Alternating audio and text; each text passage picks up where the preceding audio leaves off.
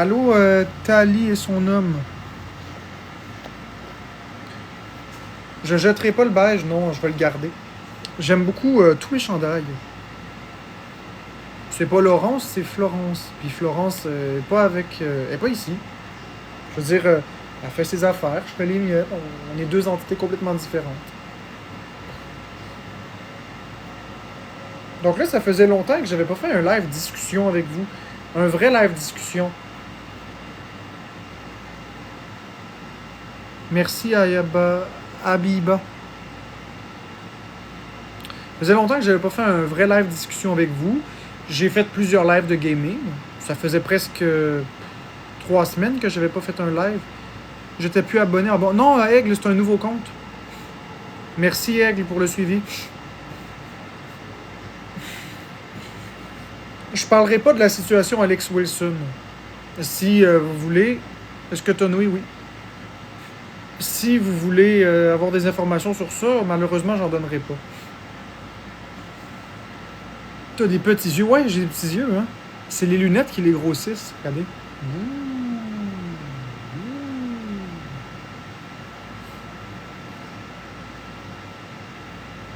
C'est pas des bobos que j'ai dans le front.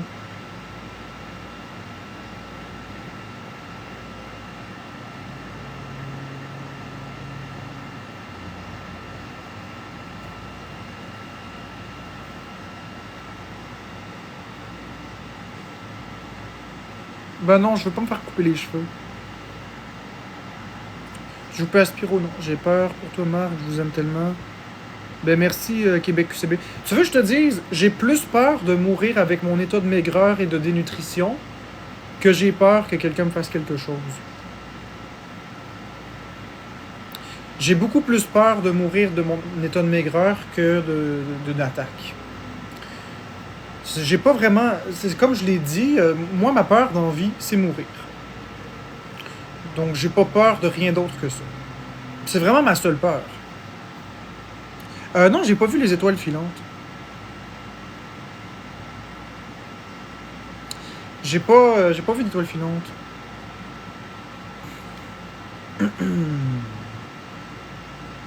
Marc, que fais-tu? Ben, je vous parle.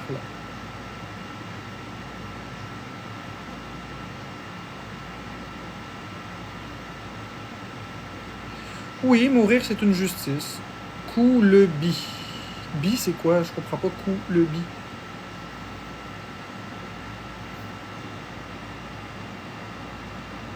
Loulou, les démarches légales que je fais, je les dirai pas en public. Moi, j'ai exposé une situation, non pas pour faire du mal à quelqu'un, mais pour que ces comportements-là arrêtent, pour qu'on voit les dérives de jusqu'où ça va. Parce qu'à un moment donné, c'est des vraies vies qui sont derrière des écrans. Puis à un moment donné, le Québec, on a fait le tour là, de Marc-André Drouin.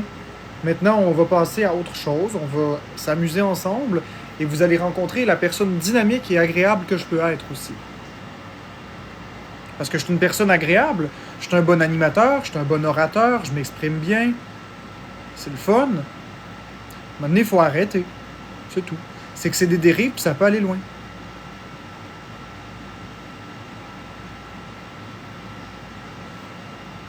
Jay Scott, dans sa nouvelle tune, il fait un clin d'œil à toi et Florence, vous avez vu. Derek Lalonde, c'est qui Jay Scott, puis quelle chanson tu parles? Je comprends rien. Oui, c'est vrai que ça peut aller très loin. Oui, ça peut aller très loin, malheureusement.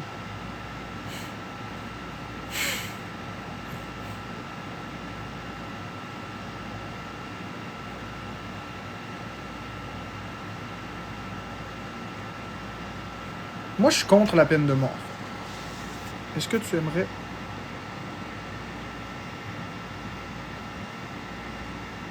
faire un saut en parachute? Oh non! Oh non, pas de saut en parachute.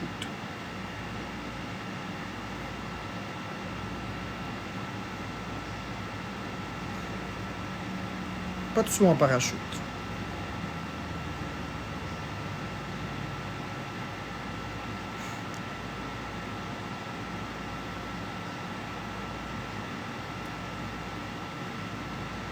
José Charrette, c'est pas le même compte. C'est un nouveau, ça.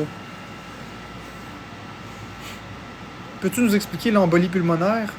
Bon, si tu veux, je peux essayer de te l'expliquer, mais encore une fois, avant de le préciser, avant de te l'expliquer, je précise que je ne suis pas médecin et que si tu as des questionnements par rapport à ça, tu peux aller voir ton médecin ou une infirmière à l'urgence.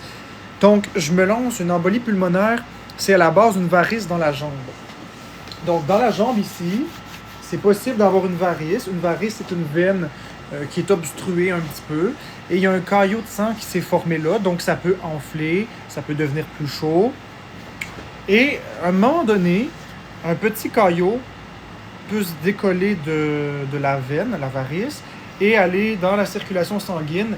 Et finalement, ce petit caillot, s'il se coince dans les poumons lors de son passage, à ce moment-là, ça peut bloquer la circulation, le flux d'oxygène et de CO2 directement au poumon. Ça l'équivaut à un arrêt respiratoire, si tu préfères. Ça peut tuer sur le coup. C'est une urgence médicale absolue. Puis le traitement recommandé, c'est de mettre des fluidifiants sanguins afin de désagréger le caillot de sang. La plupart du temps, c'est ça qui cause un caillot de sang, un embolie pulmonaire.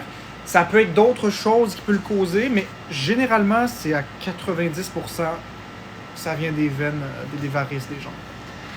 Donc, c'est ça une embolie pulmonaire. Encore une fois, je suis resté très général. Je fais exprès d'être très général et le moins précis possible parce que je ne veux pas que le monde prenne ça pour de l'argent comptant et qui substitue mon avis à celui d'un médecin parce que je ne suis en aucun cas un médecin. Phlébite, oui, excusez-moi. Varice. Phlébite, exactement. Phlébite. Tu vois, c'est ça que je disais.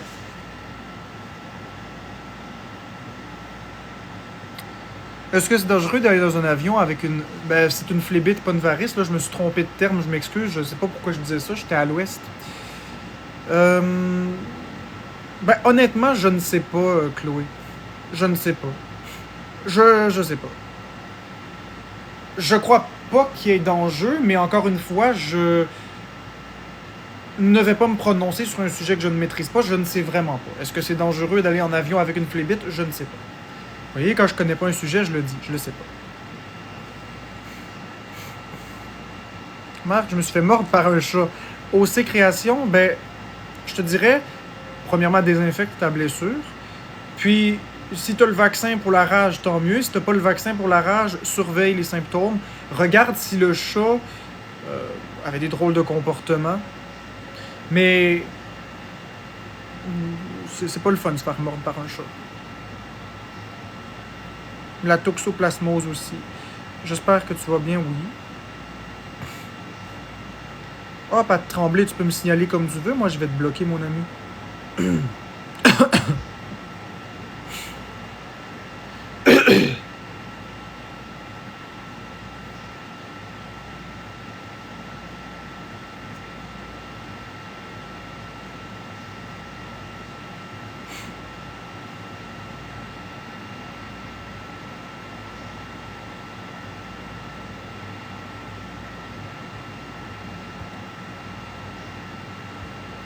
Bon, on va t'épingler. Donc, je vais juste te dire que ma femme, c'est pas une greluche, puis j'apprécie pas le manque de respect que tu as envers Florence. Donc, je vais te bloquer puis te muter. Je trouve que ça va trop loin, ça. Tiens. Marc, as-tu Messenger? Je veux t'envoyer une photo. Oui, c'est Marc-André Drouin sur Messenger. Si tu veux m'envoyer une photo de quelque chose, il n'y a pas de problème.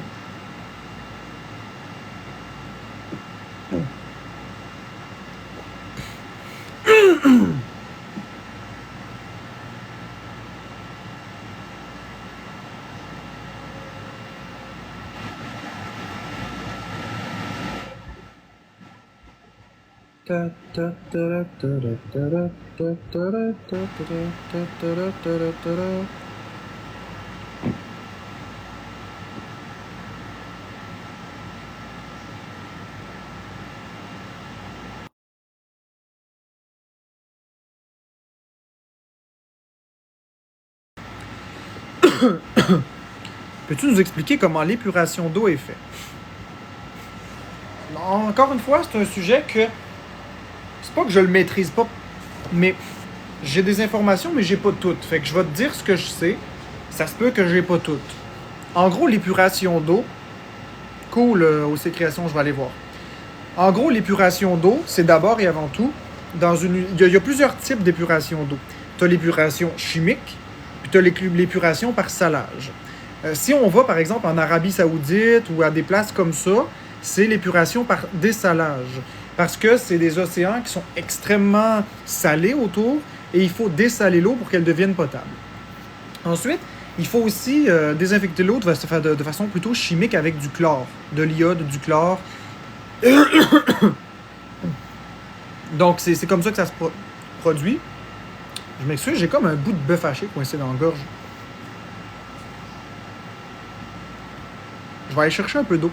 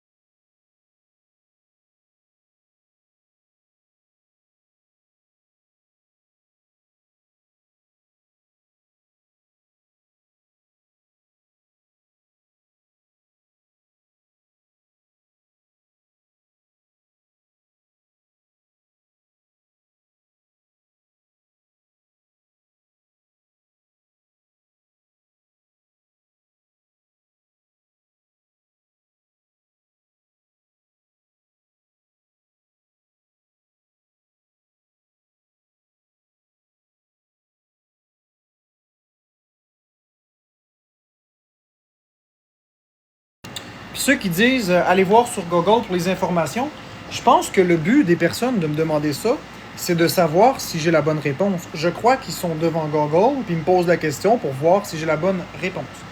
Donc là, j'ai été chercher de l'eau, fait que si jamais le bout de bœuf haché revient dans ma gorge encore, je vais avoir quelque chose pour le déloger.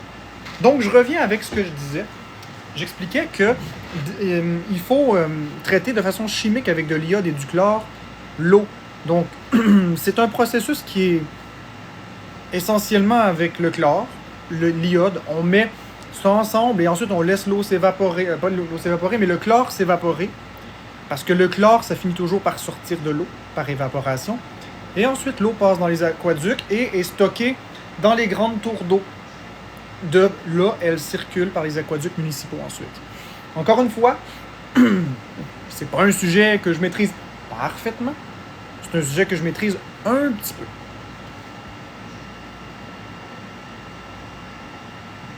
peu. Non, je bois dans des chaudrons, moi. Thunder, c'est pas une question de compétence pour répondre au niveau médical. J'ai le droit de généraliser quelque chose. Je ne donne aucun conseil médical, je ne donne aucun diagnostic. Et j'ai bien précisé que mon avis ne se substitue absolument pas à celui d'un médecin. Donc, à partir de là, j'ai le droit de parler de médical si je veux. Je ne fais aucun diagnostic.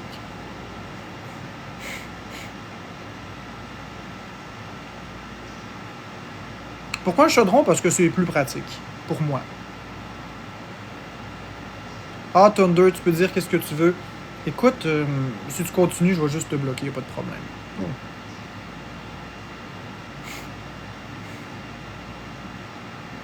Allô Marc, tes modos m'ont bloqué pour rien il y a quelques semaines sur le compte de Florence.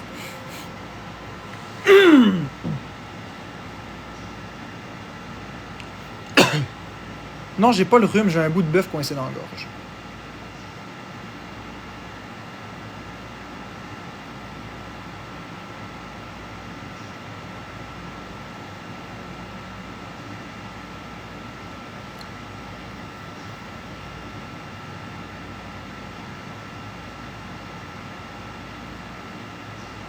Ben Pascal, j'ai joué aujourd'hui toute la matinée à Luigi's Mansion 3. J'avais envie de vous parler un petit peu.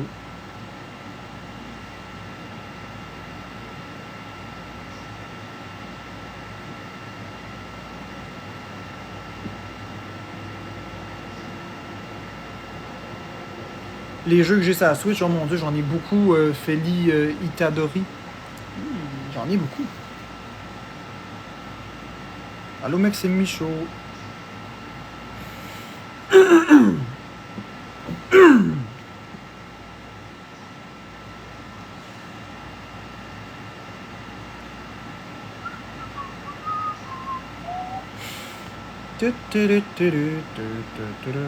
Salut Christelle. Merci pour les roses. Comment fonctionne une centrale nucléaire? Oh mon Dieu.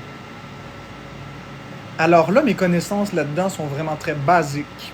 Très, très basiques.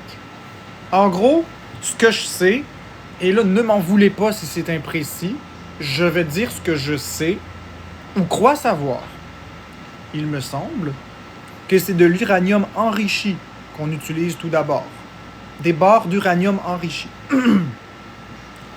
Ensuite, ces barres d'uranium enrichi s'en vont sur des tiges qui sont plantées dans le réacteur nucléaire. Ensuite de ça, il se produit une fusion.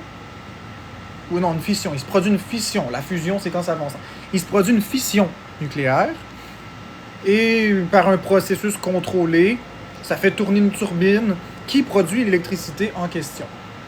C'est vraiment très, très, très, très, très sommaire. Je suis pas du tout connaissant là-dedans. C'est ce que j'ai lu rapidement sur Internet. Une fission, c'est quand il y a des molécules qui se séparent. Une fusion, c'est quand ça se collisionne, ça se fusionne. Une fission, c'est l'inverse. Mais encore une fois, il se pourrait très bien que ce soit des bêtises.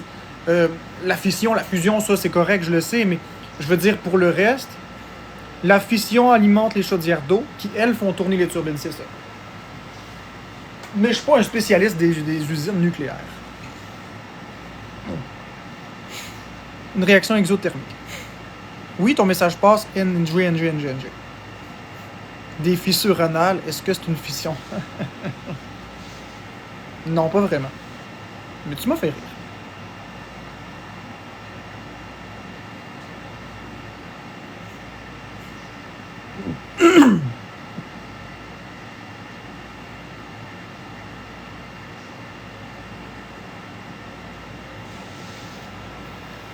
As-tu d'autres consoles que la Switch? Non, moi j'ai juste la Switch. Ben, j'ai la Wii U, mais je joue vraiment juste sur Switch.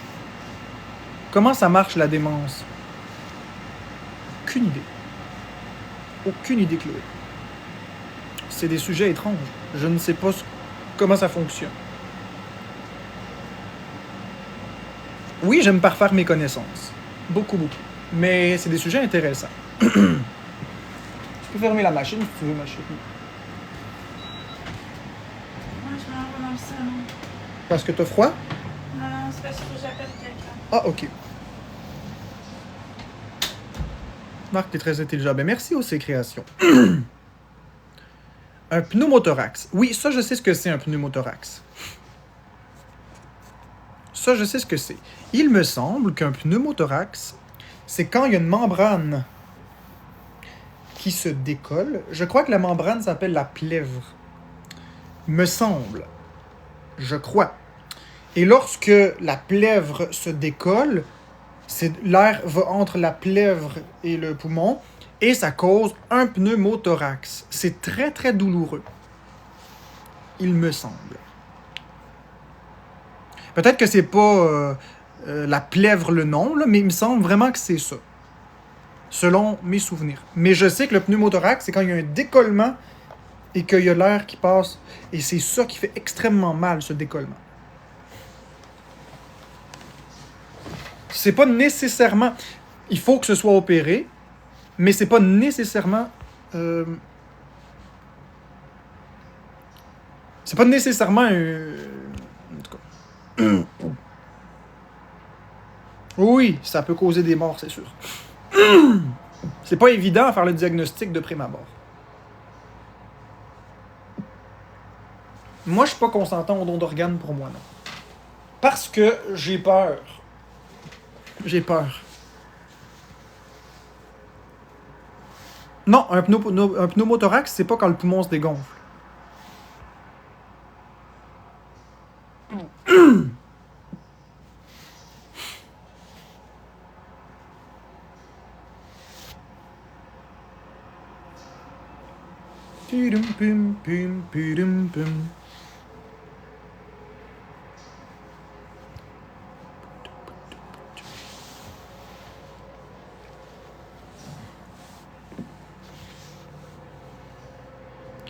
C'est quoi? Peux-tu t'expliquer? Merci pour les cadeaux. C'est qui ton philosophe préféré? Ben, j'ai pas de philosophe préféré. J'ai pas de philosophe préféré.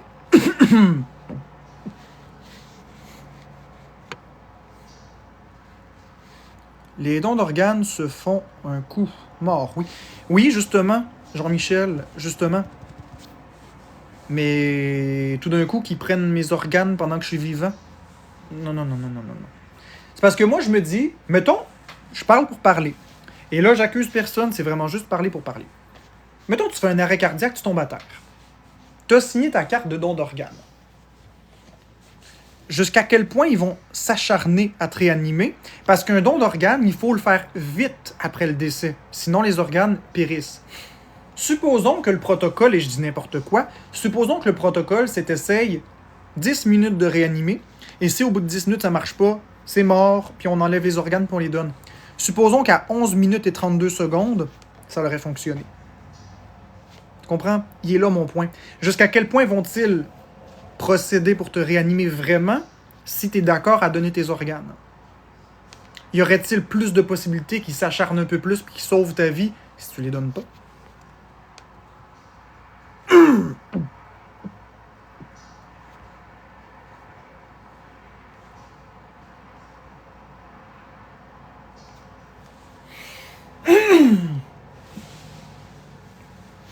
C'est ça le point.